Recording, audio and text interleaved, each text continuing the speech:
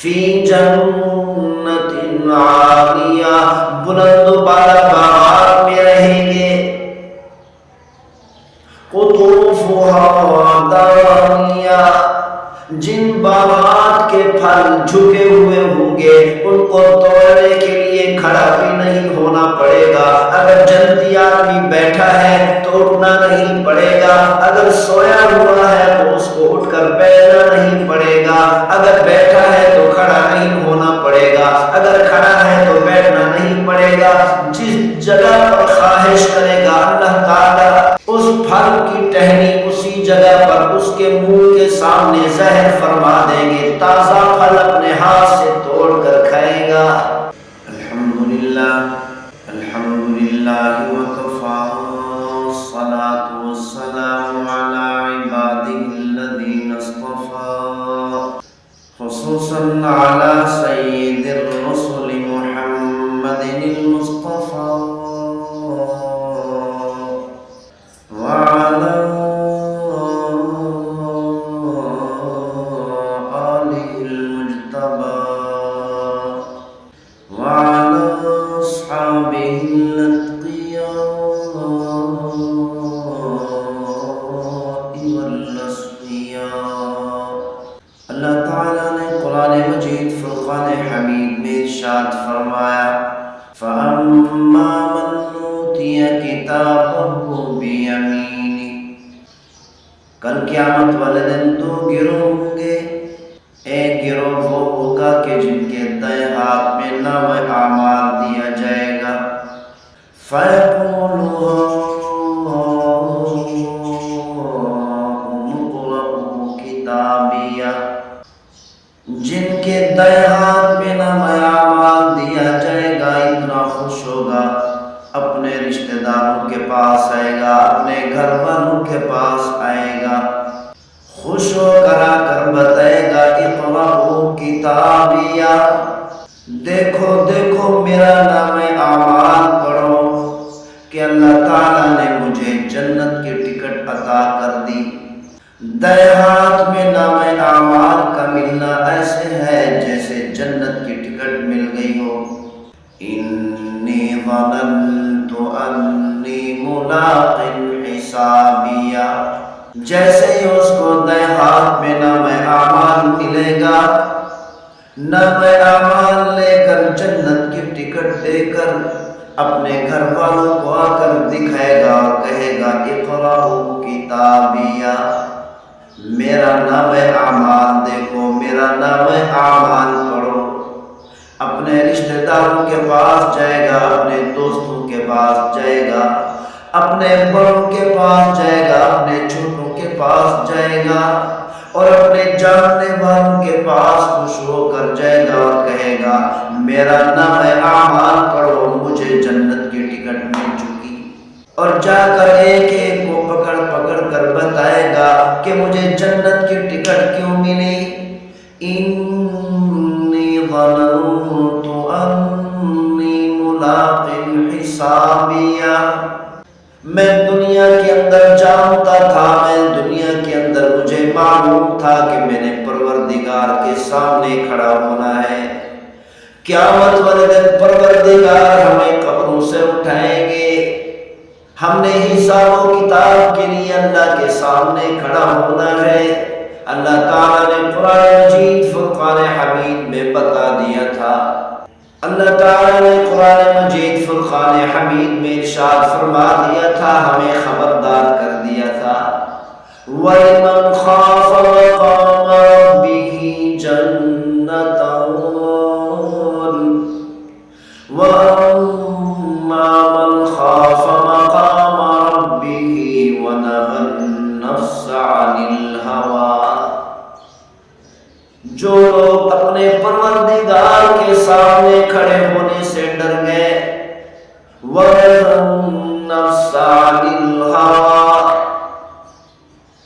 اور اپنے نفسانی خواہشات سے اپنے آپ کو بچا لیا، اپنے آپ کو روک لیا، من مانی نہیں کی، اللہ کی فرما برداری کرتے رہے، اللہ تعالیٰ کے احکامات پر عمل کرتے رہے، وہ کل قیامت والے دن جہنم کے عذاب سے بچ جائیں گے۔ جنت کے ٹکٹ ان کو دائیں ہاتھ میں ملے گی، نامہ اعمال ان کو دائیں ہاتھ میں دیا جائے گا۔ انی ظننت انی ملاق حسابیہ، مجھے معلوم تھا کہ پروردگار نے مجھ سے حساب و کتاب لینا ہے، مجھے معلوم تھا قبر سے اٹھائے جائیں گے، مجھے معلوم تھا کہ اللہ تعالیٰ کے سامنے کھڑا ہونا ہے، مجھے معلوم تھا پل صراط کے اوپر سے گزارا جائے گا، مجھے معلوم تھا کہ میرے نامہ اعمال کا وزن کیا جائے گا۔ فَأَمَّا مَنْ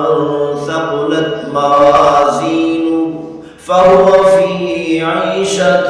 رَاضِيَةٍ۔ اللہ تعالیٰ نے قرآن مجید فرقان حمید میں بتا دیا تھا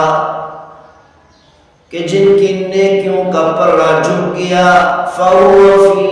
عِيشَةٍ رَاضِيَةٍ، وہ جنت میں داخل کیا جائیں گے، ہمیشہ ہمیشہ کے لیے جنت میں رہیں گے۔ تو اللہ تعالیٰ نے ارشاد فرمایا سورۃ الانشقاق میں، فَأَمَّا مَنْ أُوتِيَ كِتَابَهُ بِيَمِينِهِ فَسَوْفَ يُحَاسَبُ حِسَابًا يَسِيرًا۔ جن کو دائیں ہاتھ میں نامہ اعمال مل گیا، عنقریب ان کا حساب آسان کیا جائے گا۔ پیغمبر صلی اللہ علیہ وسلم دعا فرمایا کرتے تھے، اللہم حاسبنی حسابا یسیرا، اے میرے پروردگار مجھ سے حساب آسان لینا، مجھ سے حساب سختی سے نہ لینا، سخت حساب مجھ سے نہ لینا، کیونکہ پیغمبر صلی اللہ علیہ وسلم نے ارشاد فرمایا جس سے حساب آسان لیا جائے گا اس کو جنت میں داخل کر دیا جائے گا، اور جس سے حساب سختی سے لیا جائے گا وہ اللہ کے عذاب سے، اللہ کے غضب سے، اللہ کی پکڑ سے نہیں بچ سکے گا، جو جہنم میں داخل کر دیا جائے گا۔ اسی لیے پیغمبر صلی اللہ علیہ وسلم نے اپنے آنے والی امت کو بھی ارشاد فرمایا، اللہ تعالیٰ سے یہ دعا کیا کرو، اللہم حاسبنی حسابا یسیرا۔ تو اسی لیے اللہ تعالیٰ نے قرآن مجید فرقان حمید میں ارشاد فرمایا جن کو دائیں ہاتھ میں نامہ اعمال دیا جائے گا، جن کو جنت کی ٹکٹ دے دی جائے گی، ان کا حساب بھی آسان دیا جائے گا۔ وَيَنْقَلِبُ إِلَىٰ أَهْلِهِ مَسْرُورًا، اپنے گھر والوں کی طرف خوش ہو کر واپس لوٹے گا۔ تو اللہ تعالیٰ نے بتا دیا جن کو جنت کی ٹکٹ ملے گی، جن کو دائیں ہاتھ میں نامہ اعمال ملے گا، فَهُوَ فِي عِيشَةٍ رَاضِيَةٍ، جنت کے اندر رہیں گے، جنت میں داخل کر دیا جائیں گے، جنت کے اندر اپنی زندگی گزاریں گے، اپنی پسندیدہ زندگی میں رہیں گے، جیسے ہی چاہتے چلے جائیں گے اللہ تعالیٰ ان کی زندگی کو اسی طرح ہی بڑھاتا چلا جائے گا۔ فی جنت عالیہ، بلند و بالا باغات میں رہیں گے، قطوفها دانیہ،